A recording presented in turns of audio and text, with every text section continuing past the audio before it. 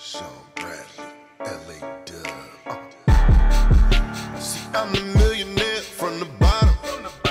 I used to have no money, now I got it.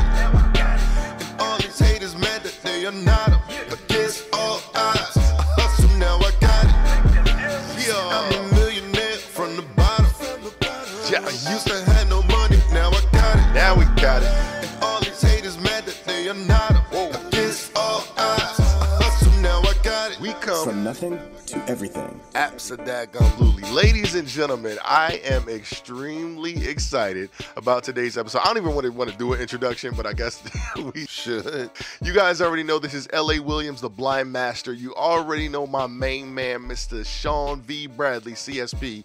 But man, for this episode, I really believe we've outdone ourselves. So we had to bring the queen in, Miss Karina Bradley. What's going on, KB? Hey, everyone. Hey, Sean. Hey, LA. Yeah, we ready to rock. What's up, wifey? Listen, so I'm tremendously excited about this episode because the gentleman that we have as a guest today is, I mean, literally huge. Sean, you want to tell the people about it? Because this is like, this Yeah, is man, this dude is off the hook. He's one of the most famous people in the world right now. In the world. Yes. He is the Discovery Channel's star of the hit new show, Undercover Billionaire. The Undercover Billionaire. This guy's got a private jet that's almost $60 million. He's got a helicopter, Rolls Royces. I think he's got a submarine or something too, or a spaceship like Elon Musk, because he's stupid rich. Yo, how this is rich, what I'm LA? talking about. Ask me how rich he is, LA. How rich is he, Sean? Yo, LA, he's so rich. The door on his jet is $850,000. You understand what I'm saying, LA? $850,000 for crazy. his door. That's You got more $1 million than the door. net worth of like 3/4 of the United States of America and 50 other countries, man. Yo, that's crazy. Like I said, so yeah, man. So listen, if you want to learn about money, this is the gentleman that you want to learn from. Like you talked about, $2.5 billion in real estate. He is the top crowdfunder in the world, raising over $500 million of equity via social media. I mean, it's absolutely crazy, Sean. All the stuff. LA, that he's got the done. largest business success conference in the world. I'm talking about Forbes has ranked him as the #1 influencer to watch. LA, who am I talking about? Tell us already. Mr. Grant Cardone. What's up, Hey, man? hey guys, so good to be with you guys, and I'm excited to be on your show That was a hell of and an intro. to hopefully inspire some people this morning about what's possible. Yeah, brother. Listen, well, let's start right here and saying that you've inspired us and my team, you know, again, being in the car industry, and that's where you have a lot of your roots. Again, it's almost like, you know, when LeBron James or Kobe Bryant or Michael Jordan or these superstars make it to the professional status, you know, you're one of ours. You are a car salesman that made it, brother, to being the Undercover Billionaire. So again, let's get into it, man. Let's talk about the show. So I get a phone call from Discovery Channel in January 2020, before COVID. This is before COVID hits. Right. And I can't say COVID without, you know, touching my nose. So they called me and said, "Hey, would you be willing to do Undercover Billionaire? You're our first choice. We're looking at some other people, and we think that you would be awesome. We found you on YouTube videos, and we see your stuff online, and blah blah blah." And I'm like, "What is it, dude? I don't even know what it is." "Oh, you get dropped off in a city you've never been to. Can't use your name, can't use your money. We leave you with $100, an old truck, a new phone that's got no contacts in it, and you have to build $1 million business in 90 days. And I'm like, dang shit, that sounds crazy, dude. Because Wow. I'm not thinking with producing TV. Like these are TV producers, okay? They produce TV, and I make video content that's authentic and real. So I'm thinking, oh my God, man, you're going to drop me off and follow me for 90 days? Can I do it? Number one, the question was, can I do it? And I was like, I think I could do it. I'm not sure at this point how I would do it. But the second was, would I do it? Like, can you do it's one thing. Would you do it? That's another thing altogether. Like if you want to do it. Mhm. Dude, like, am I going to leave my family? Am I going to go be in a city? I don't even know how to be somebody else. I've spent 35 years building my own name. Like I wasn't even thinking with some of the intricacies of this. Right. And then I got to go to $100. I don't even know how to think about only having $100. I have not. The last 10 years of my life have been I'm so blessed and things have been so good. Like if I want it, I get it, right? So I'm not even thinking with some of this stuff. So he's like, why don't you go watch the show, the season 1. And so I turn on season 1, I start watching. I've been wanting to get a TV show done, I mean, to be honest with everybody, for 10 years. Yeah. So I go watch Glenn Stearns in season 1, and I watched the opening, the first 2 minutes, and they edify him, and he's all the hero shots. And I put it on pause. I called Elaine. I'm like, I'm doing this damn show. And she's like, do you like it? I said, all I saw was the opening. And I said, the opening will make us rich. I said, we will be known by hundreds of millions of people in America. I don't mean rich in money, but we'll have connections everywhere. Okay. Called the guy back. I said, let's roll, dude. Let's roll. I said, I want a meeting. I said, but I want a meeting with the president of Discovery. Do you have scars, stretch marks, cuts, burns? Did you just have surgery or you're about to have surgery? Well, Scar Food is a series of products and creams designed specifically to nourish and repair scars. Scar Food has helped tens of thousands of patients worldwide repair and heal their scars. Follow Scar Food LLC on Instagram or go to scarfood.com and send us a product advice form along with photos, and let our scar experts tell you exactly what you need to feed and heal those scars. I walk into LA, I fly into LA because I want to be sure they're real. Right. And I don't want to do some deal where I've done enough deals where we're going to try it and we're going to test it and then we're going to throw it in the trash. So I go in this big boardroom with Discovery. By this time I've watched the whole show. I'm starting to kind of come up with a plan about what I'm going to do to only have $100. I watched Glenn season 1. I watched him do some things. I'm like, I'll never do that. I'll never do that. There's no way I'm selling tires. There's no way. That's stupid. That was dumb. It wasted time. Right. And I'm starting to formulate in my mind how I'm going to do things, but I don't know where. I don't know when. So, and I don't even know if for sure they're going to do me, right? So I go to Discovery with this long table. Table had to be 25 feet long in LA, all this wasted money. I'm in this room like, this is why TV is terrible, because there's so much money. And she's like, could you do it? I said, could I do what? She's like, could you do the Undercover Billionaire? 90 days, no money, no contacts. We give you $100 in an old truck. I said, no. I said, I'm going to do 10 million.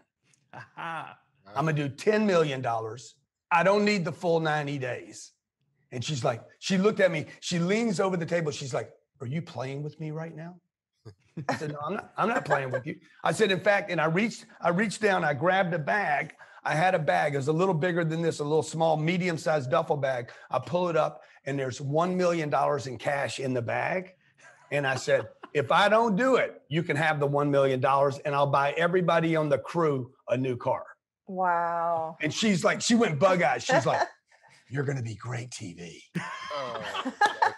Yo, that's a boss move right there. And nobody knows that story because I had to close the deal. And what I was trying to do was really create an impact to close the deal. Number 2, I wanted a story to be able to tell when this is over. Right. And so when you guys go watch the show, I mean, sure enough, let me see, that was January. A month and a half later, I got dropped off in Pueblo, Colorado. I've never been there. The average income in that town is $24,000 per household. Wait a minute, Grant, let's go back for a second. Yeah. What was that like for your family? Because I know that you are an amazing husband and father. Yeah. Like I don't want to speak for you, but that's probably one of the hardest things that you had to decide is to separate from the family. What was that like? Well, dude, I thought I told Discovery, I said, look, guys, not only am I going to do a $10 million business and do it in under 90 days, I'm going to do it with my kids. Oh, wow. The original plan was for me to bring my kids in. And Nancy was like, what? I said, look, here's the $1 million. I'll pay you $1 million if I don't do it, but I'm doing this show with my children. And she's like, what? And I'm like, I'm bringing my kids and my wife in. Okay. And she's like, you understand you have to stay undercover. You cannot be found out. If you're found out, you can't use that deal. That's part of the terms of the agreement. So if you and I are doing a deal and I meet you in the street, Sean, and you're like, cool, man, let's do a deal. And that deal becomes $1 million valuation, but you knew me, that deal gets, and I lost deals because of that, because I got discovered. So when I got to Pueblo, I called my wife and I said, you guys aren't going to be coming this week because Pueblo is a tough place. Right. And I didn't have a place to sleep. I had no food, no water, no shelter. I had $100. And I realized as soon as I got to Pueblo, you're not going to be bringing the kids. Right. I told Elena, I said, Elena, you guys are probably never going to come out here. I have to ask, Grant. I have to ask. When you hear TV, sometimes they kind of fluff things. Was this legit? Oh, dude, trust me. Look, they want to help you. Okay, Right, they want to help you.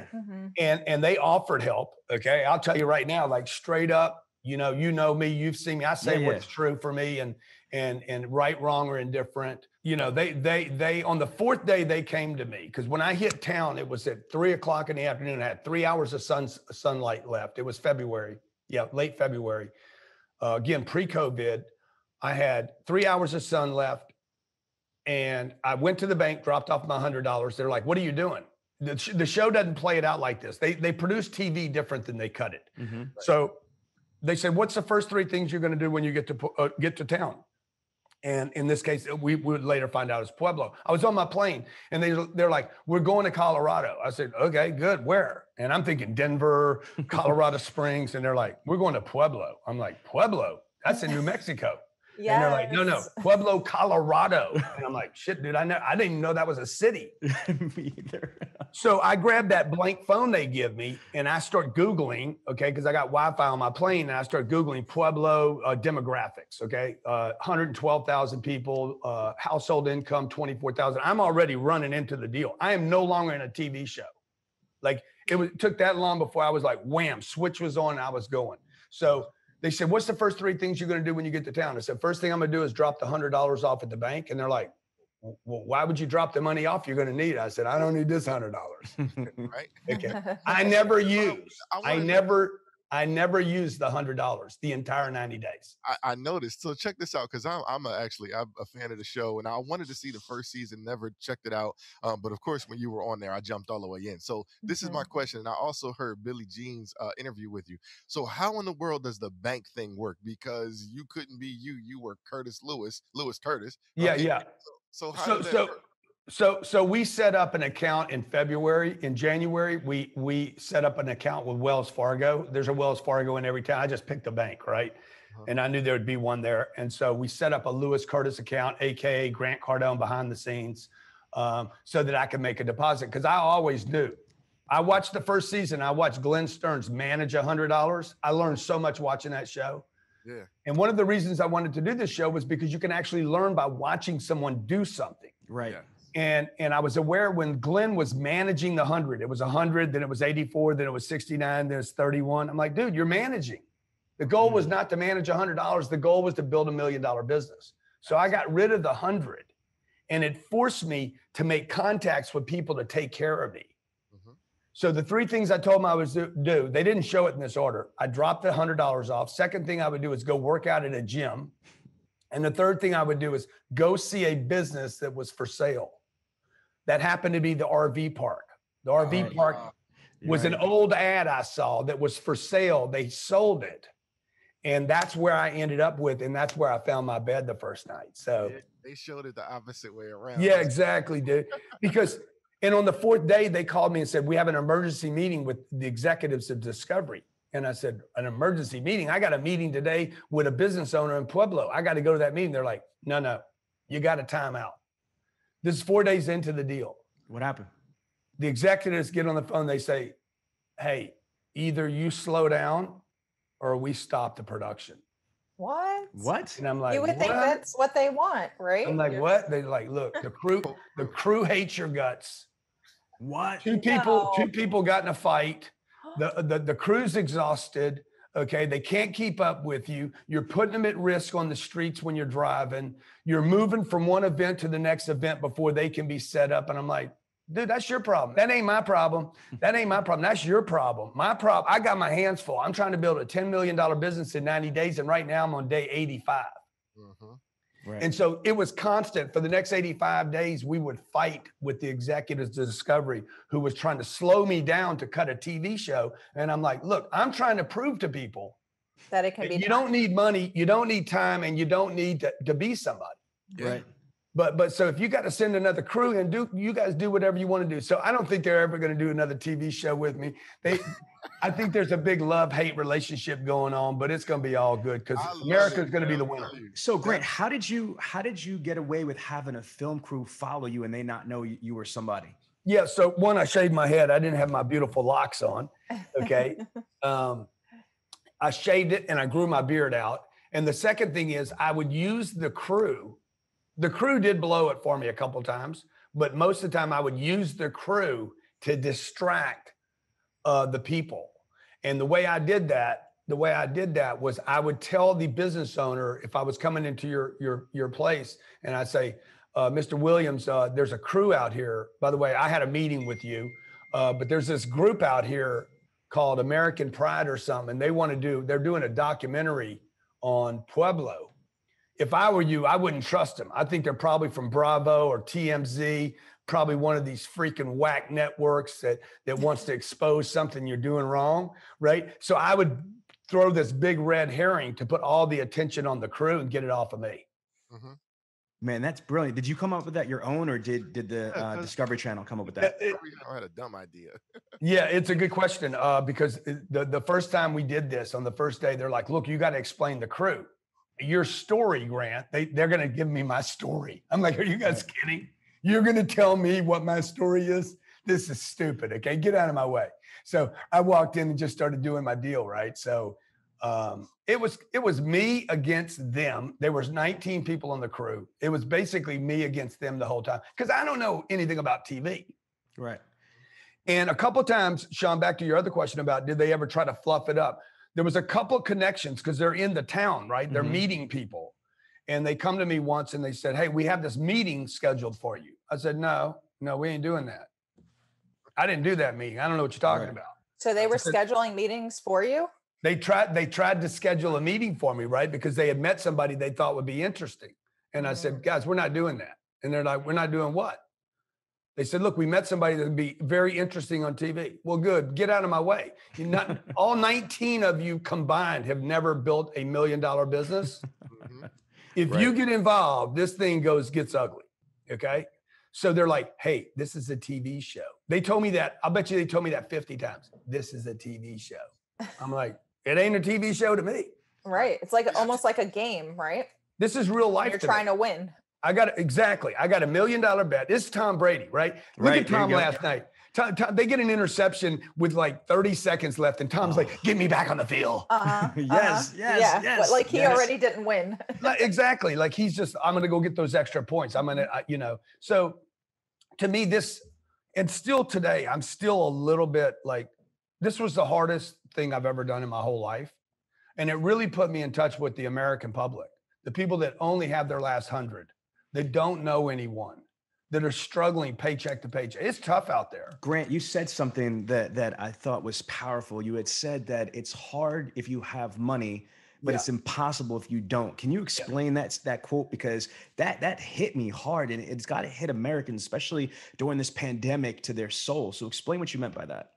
Yeah, it just that it's here. I was in a town where $100, if you go to dinner, you're down to $88 without tipping anyone. I mean, you can't eat for less than $12 anywhere. And so I just got hit with, oh my God, man, I don't have water. Like water costs $3, right? How do I get that? And how do I get anything that I want? I actually was smart enough because I remember watching Glenn hustle for water. I took a container with me. They don't show it on the show, but I had this big metal container. I shoved it in my bag. I can bring one bag. And what I did was I shoved my duffel bag inside the bag. So that's one bag, right? I shoved a blanket in there. I took a blanket off my plane. And if you saw in the first episode, I'm eating a Kind bar. Nobody ever said, where did the bar come from? The bar came off my plane. I stuffed some food in my bag. Because it's like being a Boy Scout, right? Oh, totally. Because I knew the first 3 or 4 days, 5 days was going to be really rough. And it was. So did you build some solid relationships in Pueblo? Oh yeah, dude. I got friends there. They'll be friends for life, How could people not recognize you and blow up your spot? Yeah. So I was in a meeting with a mortgage broker once. I was probably 2 weeks into the deal. They got GoPros in my truck.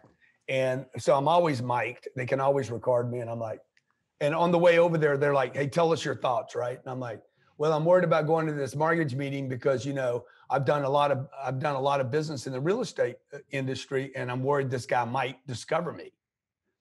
And when I get to the spot, to the location, the little covert, hostile producer punk from LA's like, "Oh yeah, you're so famous." I said, "Excuse me?" He's like, "Well, I heard you talking about how you might get discovered at this meeting. You're so famous."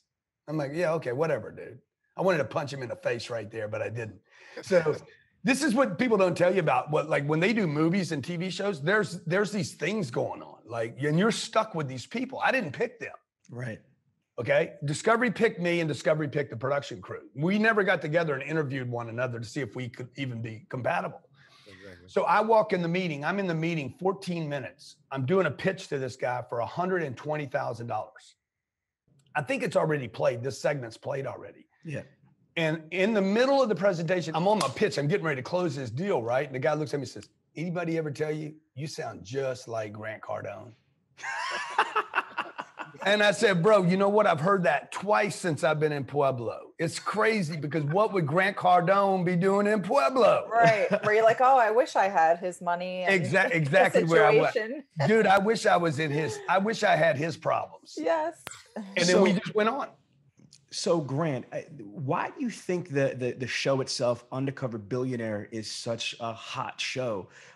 Is it because, you know, secretly undercover people feel that, you know, they want to see people that have money and success be stripped away and see if they can really do it again? Or what do you think the allure is? I don't know exactly. I think that I know when I watched the show, I was compelled by the idea of, okay, if you only had $100 and didn't know anybody, what would you do? You know, I was pulled into this deal because I was curious whether I could do this or not. Mm-hmm. And, you know, the number one question that people asked me last year, before I did this, we did 7 cities. Before I did this event, 7 cities. I probably met, I don't know, shook hands with 22,000 people. Pre-COVID, I actually think I got COVID for the first time on a tour that we did on the West Coast. And, the number one question those 22,000 people asked me, like 7 cities, the number one most repeated question I get is, if you lost everything, what would you do? I've heard that question hundreds of times in my career. Right. So let's ask you that on Against All Odds, based on what you've accumulated your entire life and experiences, and especially including the experiences from the Undercover Billionaire show. If I asked you that right now, right here, if you lost it all, Grant, what would you do now to get it all back? Well, I would do much of what I did on the show. Like, I would start making contacts. Okay. You know, remember, I can't use, and I didn't realize this when I did this, but I thought I was going to be using social media. I cannot use social media as Lewis Curtis. Right. Dude, I'd it's just going to be a matter of time before somebody's like, that ain't Lewis Curtis, that's Grant Cardone. Not one time in 90 days did I do a live anything on social, Facebook, Instagram, or YouTube. Monique used hers. Wow. I don't think that's fair. Say again? Monique used her social media, not her own social media, but her Monique Lene social media. She used it. That's how she got in contact with her lady. So yeah, well, I mean, whatever. I wasn't with them. So. Grant, was there ever a time during the shooting of this whole experience that you were like, oh crap, what did I get myself into? Or did you have any doubts? Every day really? I called my wife. I said, "I'm done, dude. I'm done." I call my wife every day. "Elena, I'm done. I'm not going to do this again." She kept me together the whole time. She was Elmer's glue. Really? And, I wanted to quit this every day for 84 days. Well, up until the last week, I was still willing to quit the deal. Well, Grant, let's talk about that for a moment, because I believe this is what happens to entrepreneurs. This is what happens to people is they quit right before they break through and they're great. I remember listening to Jesse at the 10X conference at the Marlin Stadium, and he talked about the story with the Navy SEAL, saying that when you think you're going to quit, you have still about 40% more to you. What can you talk about in regards to that, about not quitting and really just persevering? Because that's usually when greatness happens, is when you persevere and you stick the course. 3 feet from gold. Yeah. You know, I mean, there's some things you just shouldn't do though. Like I shouldn't, anybody ask you to do this show, don't do it. This is the dumbest. I want to do it. You know, I want to do it. Dude, don't do it, bro. Don't do it. I'm telling you, this is This is a suicide mission. Oh I my wanna gosh. do it even more. This is ridiculous. This is like, I don't know what the girls went through. I don't know how much help they got or what happened on that. You know, I just know, I know for me, like I was psychologically damaged from doing this show. Oh my gosh. I'm telling you, dude, like this is Wow. this was beyond real life for me because you see, you could never, ever put me in that situation in real life. Yeah, I'm closer True. to the struggle though, Grant. So you know what I'm saying? It's a little bit, more real for me. So I think it'd be a little bit different, but Yeah, but even so, bro, like you don't have to be somebody else. But Grant, He can still be you, right? yeah. I mean, you don't have to be somebody else. You get to be yourself. The thing that people don't understand when they're watching this show, they're like, oh, I could do that. No, you don't understand what it's like to every day wake up and you can't be yourself. I mean, the most valuable thing a human being has is the ability to be themselves, not money, not a plane, not credit cards, to be yourself. I couldn't be myself. I spent 35 years becoming Grant Cardone. Like it takes a lot of time, decades of maturity and experiences. And now I literally would wake up in the morning and look in the mirror. My name is Louis Curtis. My name is Louis Curtis. My name is Louis Curtis. Because I've said my name millions of times to audiences. Did you ever accidentally slip? Did you ever say your name by accident? I was in a meeting with Matt. Great question. I was in a meeting with Matt Smith. He gave me the $10,000. They cut this out of the show. And I looked at him. I was so excited. If you go back and watch that clip, literally my eyes bugged out because I was going in there to ask for $2,000. And at the last minute, I'm like, 10,000. Take the shot. Take the shot, dude. I'm like, go for it, dude. Like it just felt right. I love it. And the guy said yes. And when he said yes, if you go back and look at that clip, you can tell that I'm surprised. My wife even saw it. She's like, you just showed a tail right there. You were surprised he gave you that money. And when that was over with, I looked at him, I said, okay, now Matt, because he says, they cut, he says, what do you need from me? I said, you need to tell him you need to tell your crew to grant me access to everything. that's so cool. Yo, that's crazy.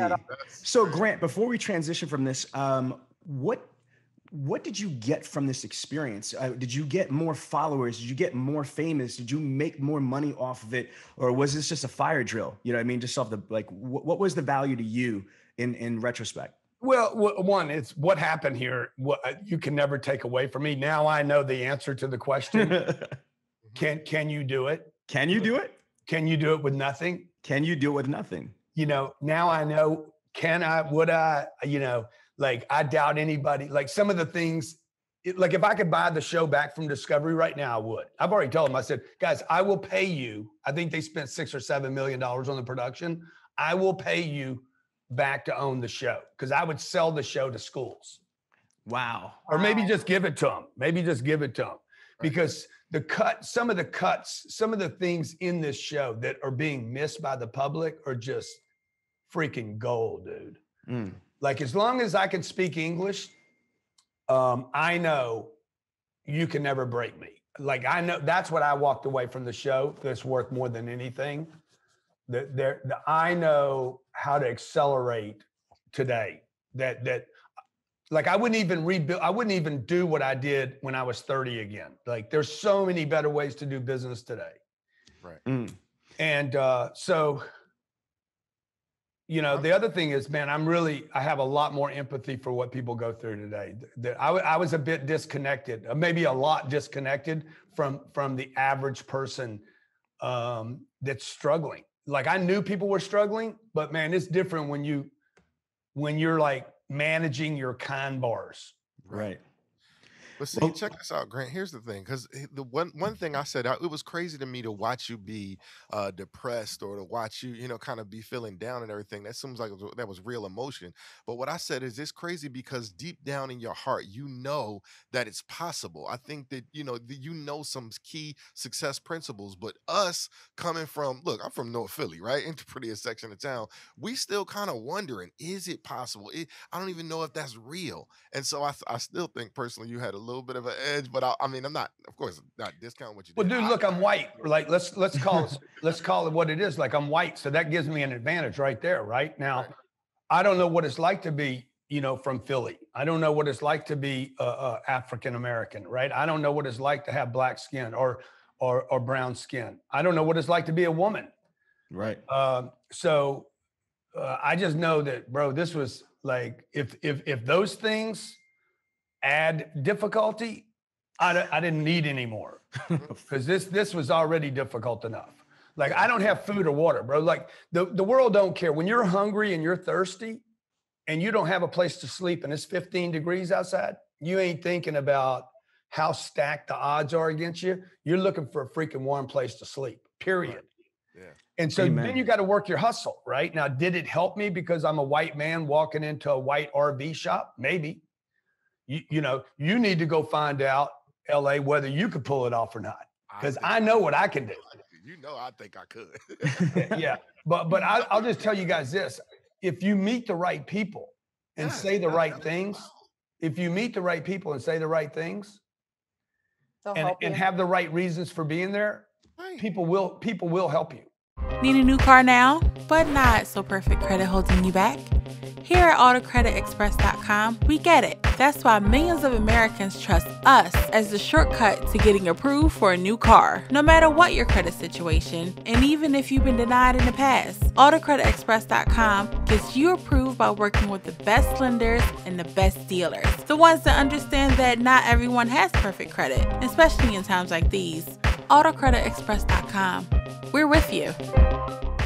All right. And so LA is going to bring you back, but he's got a little surprise that he created for you. Do you know LA's got a major background with music with Dr. Dre, Katy Perry, Lil Wayne? Oh, man, I did not know that, man. Yeah, man, he's a major producer. Yeah. He's the only blind certified Pro Tools operator in the world, Grant. And so he's worked with Diddy, Beyonce, Dr. Dre, Katy Perry, like for real. Wow. Plays 12 instruments, sings, writes, raps, produces, shit like that. So we created something for you for the show. But yeah, okay, I love that, dude. Because I got a little rap. I got a little rap written out, some lyrics written out for Undercover Billionaire. Yo, listen, he's a major producer, dude. Oh my gosh, we need to get Grant to record it, LA, and put it in the track. Hold on, yeah, maybe I'll give you a little bit of it right now. Yes. I was stripped of my name, my money, and my fame. I was dropped off in Pueblo, thought I was in the ghetto. I had no time and I had no cash flow. 100 to my name, it was the same as 0. Oh, here we go. Listen to this. Who's got it? Who's got it? I wanna know who's got it. The Undercover Billionaire. Mr. Grant Cardone. Who's got it? Who's got it? Tell me who's got it. They ain't know we 10x like this, Uncle G. Who's got it? Who's got it? Tell me who. All right. Come on. Is Uncle G in the place to be? And all I wanna know is who has my money. Yes. I know you got it. It's in your pocket. And I ain't tripping. Gotta get it. Yes. So all I gotta do is just drop me a little privilege joint right on here. You know what I'm saying? That's your voice, Grant. He sampled you. That's you saying who's got my money. Oh, dude, that's awesome. That's you. That's awesome, man. So, man, listen, that was just like a quick little freestyle, man, that we put together, man. But no, that's good, man. What I'll do is I'll send you some of this stuff that I have right here. Yeah. And then maybe you can mix it up and see what we come up with. Well, listen, Grant, you know that my wife, she's got like 60 million views. She's got tracks with Meek Mill, Remy Ma, Papoose, and all that stuff. Dude, that's crazy. Yeah, Meek's my guy, man. Meek's my hero. Wow. Yeah.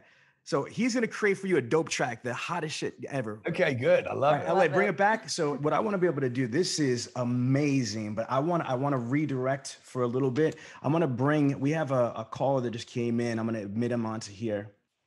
It's going to take a second. His name's Wes Baines. So Grant, this is Mr. Wes Baines. Wes is the general manager of Hyundai of Bedford in Ohio. So can you hear us, Wes? I can hear you. Can you hear me? Absolutely. So Excellent. you're rocking with Grant Cardone, the Undercover Billionaire. So you had a question for him, sir? All Odds radio show. Yeah, actually, I do. You know, you came to Cleveland years and years ago doing your seminars. And, you know, believe it or not, my first year or 2 years in the business, I used to go to your seminar. So it was amazing to see you and talk to you today. So how many tapes did you buy from me, man? Did you buy some of my $195 tapes? All the time. You still got them, Wes? I still have a couple of them in the boxes. Yes, I do. So here's my question to you, Grant. You're phenomenal in regards to having that mentality of a hunter's mentality. Every day you got to go out and get your money, right?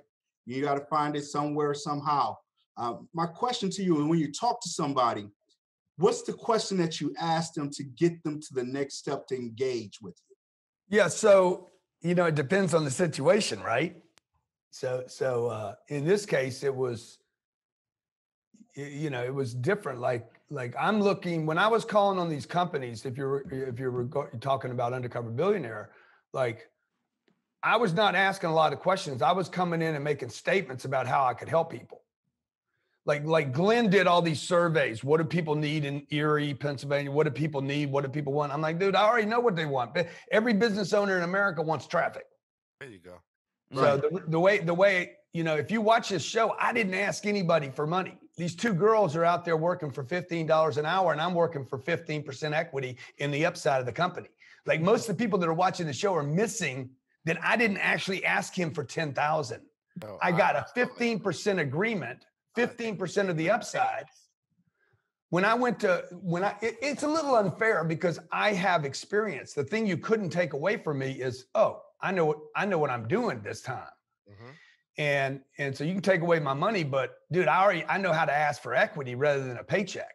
Yeah. And you have a hustler's mentality too. Yeah. And I'm smarter than I was when I was 30, right? I know that equity is worth more than money.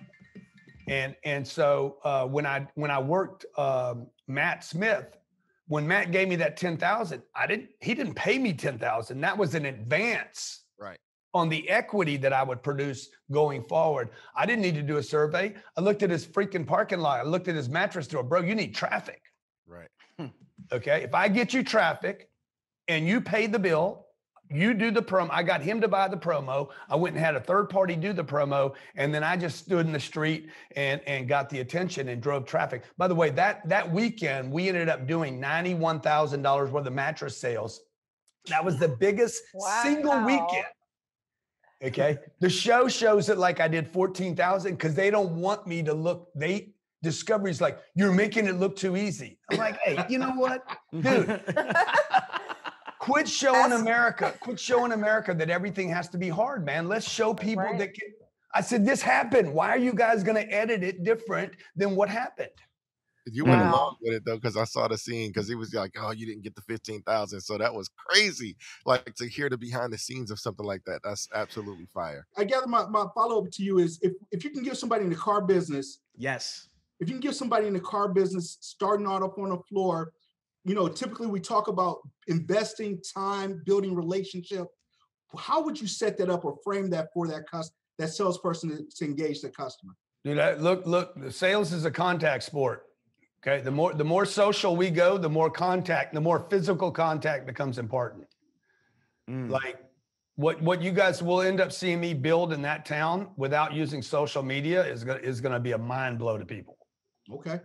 And so I'm just telling you, like we are going so hard on social right now that people are neglecting physical contact. I'm talking about old school, see your neighbors, go to the barbecue, bring the car. Yes. Drop cars off. Hey, show it to them. I don't need you to be interested. We advertise every day in America to people that aren't interested. Hundreds of millions of dollars are spent every day advertising to people that aren't even interested. I would get the young car salesman today to go show people cars that are not interested in a car, not qualified to buy one, that don't have the money down, that can't make a payment and don't need a car. Boom. All right. So Grant, what I want to ask you, I want to stay on the car sales for just a couple minutes because again, you have a loyal following. Do you feel that all those years in dealerships in car sales help kind of groom you? Because when we talk to other people like Brad Lee and these other people that are in the automotive, they say that sometimes it's harder being a car salesman and getting in touch with a GM or a dealer than it is to get in touch with a Fortune 500 or Fortune 100 CEO. Do you feel like make it here, you can make it anywhere. Do you agree with that or? Well, no. Okay, talk to me. I don't agree with that. Brad Lee's like very, when's Brad Lee left his office? So he's selling coaches and educators and network marketers a training platform in hopes they make money. That's a completely different sale. And I understand what Brad does. And I've done a lot of stuff with Brad, but cold call and business is a different gig. No, that's what I'm saying is that do you think that car sales helped get you that experience, that 100%. But what helped me more than that was calling on car dealers. Okay. Waiting to make a car sale 2-door or 4-door, that's closing somebody on a $300 payment is different than calling a guy operating on a 1 or 2% margin and trying to get $5,000 or $10,000 from. That's what helped me, physically calling on car dealers, business owners, managing time in the field, getting dropped off in a city. That's how I started my career. I got dropped off in cities. That did give me an unfair advantage, by the way. I was calling on business owners when I was 30 years old. I want to just transition here because whether you are in automotive or you in regular stuff, there's a point where you talk about stop wasting money. There's people that are faking Lambos, but you can't fake jets. I want to talk about that for a second. A lot of times when people get money, they feel obligated. They got to floss, they got to flex. But what you say is don't do that. It's a waste of money and time to save that money, invest it. Can you talk about that? Yeah. So look, money works like this. You got to get it, you got to keep it, and you got to multiply it. If you can't do those three things, you're never going to actually create wealth for yourselves. So when I was growing up, when my first business was calling on car dealers, as you know, I noticed that all these car dealers actually were in real estate. And cars, automotive was just what was sitting on top of the land. Right. And because car dealerships became so expensive over the last 20 years, there was never a chance for me to get in that business because it was just like, I just didn't have that kind of money, but I could always buy real estate. So what I would do is I would go call on business owners and I would reinvest in my business. I would get money, then I would keep it. And the way to keep it and not lose it is to invest in yourself or invest in your business. And then once there was an overflow, what I would do, because money reinvested in yourself and your business should create more money. If it's not creating more money, don't spend more money on your business. When the extra overflow was created, I started buying real estate 30 years ago. Nobody knew I was doing this. I was calling on car dealers and business owners, retail owners all across America. And I was starting to get a little bit of name recognition and nobody knew I was buying real estate. Did you know what you were doing at first? Did you lean on someone else for some advice? No. Well, first thing I did was I got a partner. I've had partners my entire career. Most people don't even know I've had partners. So when I can't do any more of something, I get a partner. So my first partner in real estate was I gave him a piece of equity to manage the real estate. He had no money and no experience. And I said, look, dude, you don't have any money. You don't have any credit. You don't have any experience. Manage my real estate. I knew he could manage people. He understood people. And so I bought a 48-unit apartment complex. I made $5 million in that first deal. I made more money on that first piece of real estate than I made in the first 5 years I was in business on one deal. And I was off that was $2.3 billion ago. So today we buy real estate, the cash flows from day one. I get great debt on it. I get debt that because of where I'm at, the size of what we are today, we get debt probably a whole point cheaper than the American public. We buy unbelievable institutional quality assets that we later sell to Goldman Sachs or Blackstone's or JP Morgan or some of these big, massive groups that always have money, by the way. It's really important because not everybody makes money in real estate. It's a misnomer. Hundreds of millions of people lost money in 2008, 9, and 10. And so all real estate is not created equal. During COVID, churches were closed, strip centers were closed, retail centers, Apple was closed, the stadiums were closed. I mean, Tampa Bay was 7,000 seats sold last night out of 50,000. Not one apartment building in America was closed, not one. And car dealerships were closed, but not one apartment building. So we cash flowed through COVID. We were like 98% occupied, 96 to 98%, depending on the property. We were 98.5% collected. Our collections were as high during COVID and after as before. So it's just a really safe place to get it, keep it, and multiply it. Because every 10 years, multifamily real estate tends to double in price if you go back historically. So it's just a great place to protect your capital, get cash flow, and then make a 2 or 3x return. See, for me, Grant, being new to the wealthy or rich status. I mean, I grew up in the projects in New York. I think I lost 6 years of my life by the time I was 22. 3 years in a boys' home, 3 years in federal prison. I didn't really have any education, so I've been hustling and grinding and flipping the money into my own businesses. Me and my wife, we have Bradley Property Management. We have about 6 properties, about $3 million worth of real estate. But my wife hates it because she's stuck with I'm all the the property BS. manager. She's the property manager and all this other crap. So my thing is this. We're interested in investing with Cardone Capital. I got about 100,000 that I'm going to commit to right here on the air, so I can't punk out. So tell me, if I give you 100K for Cardone Capital, what are my expectations? What do I? You should earn about $5,000 in year one, about a 5% return, which after taxes, because you're not going to have a tax implication on that 5,000. That's really like a 7% return. So you should, now I can't promise this, but you should receive $5,000, maybe $6,000 in year one, and then it will start growing. But the difference is your wife's not going to be a property manager. She's not handling people. Most real estate investors are actually not investors. They're property managers. Mm-hmm. All they did was take their money and trade into a job. Right. And like Ryan Secco, he had 21 properties when he came to work with me. I convinced him to sell it all. He owned 100%. He had 400 grand of profit. He took the 400 grand, gave it to me. He was paid about 7 or 8% each year, and then had a triple. His 400 became $1.1 million. So that's what I would expect from your investment, a 2x return on the downside, and maybe 3x. Could be better than that. Well, listen, one of our very close friends and a mutual client, Rob Ruth of Bob Ruth Ford, he told me he started with 100K. Now he's got $500,000 wrapped up with you. And so we're looking to do the same thing, Grant. We're going to start with 100K. And then after I start learning more about this, you have my complete faith and trust. So we're giving you the 100 stacks, but I want to keep investing like Rob Ruth is doing too. Yeah. I don't have your complete faith. Otherwise, you give me all your money. Ha! Fair enough. Again, for me, this is my first time giving anything to somebody. So most of the time on the investment front, it's really not about the person you're investing in. Most people just like, hey, I need to be sure I'm doing the right thing. And that's what people that have a fiduciary responsibility to their family, take care of their family. That's the smart thing to do. Knowing what I know about real estate today, like the first thing I do every morning when I wake up is look at my cash account. And I look at it not to see how much money I have, to see how much money I need to put to work. Because I literally could take every penny I have and put it into these real assets. You guys have heard me talking about this for years. We're getting ready to go into an inflation period now. We haven't been into a long time. And the one thing that's going to benefit from that is real property that produces real cash flow. We produced, I don't know if you know this, 21% of all the US dollars in circulation were printed last year. Oh, wow. Wow. 1/5 of every dollar in the marketplace was produced last year in 2020.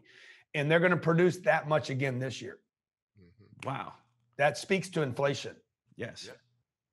Currency disruption and destruction.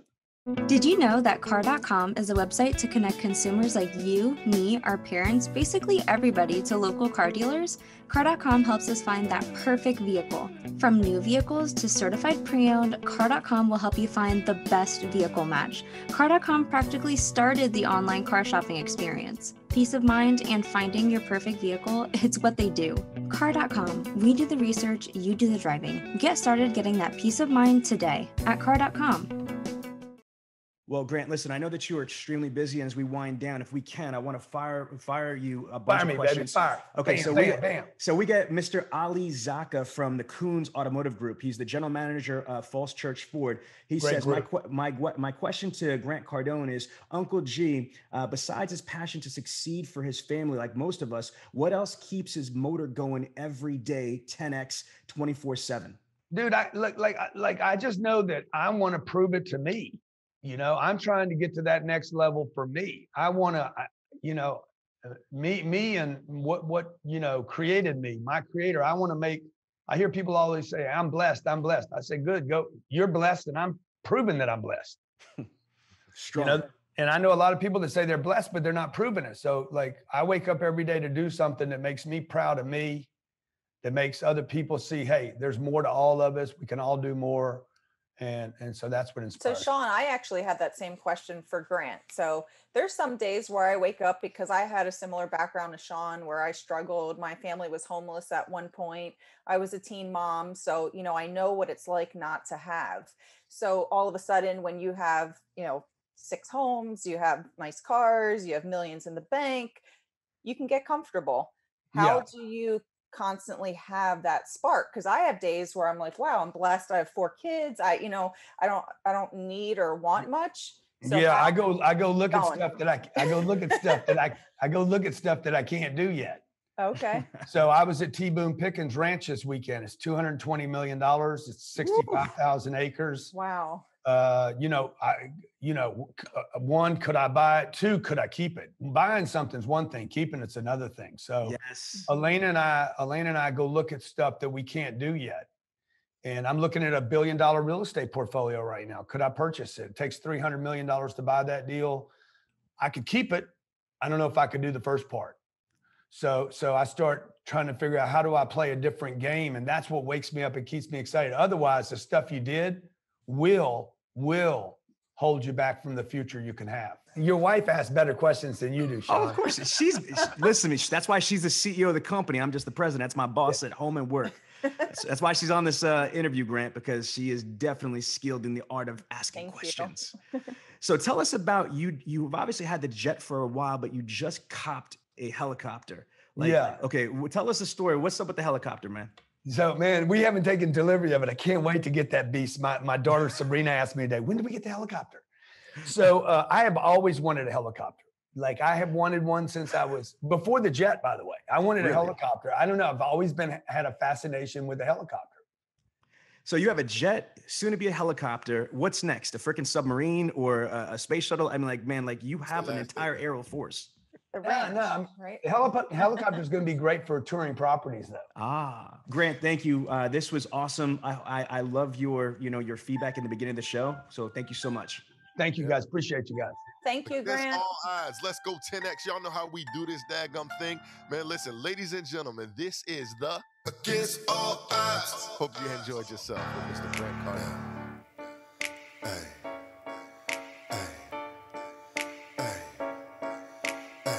Sean Bradley, LA Dub. See, I'm the millionaire from the bottom.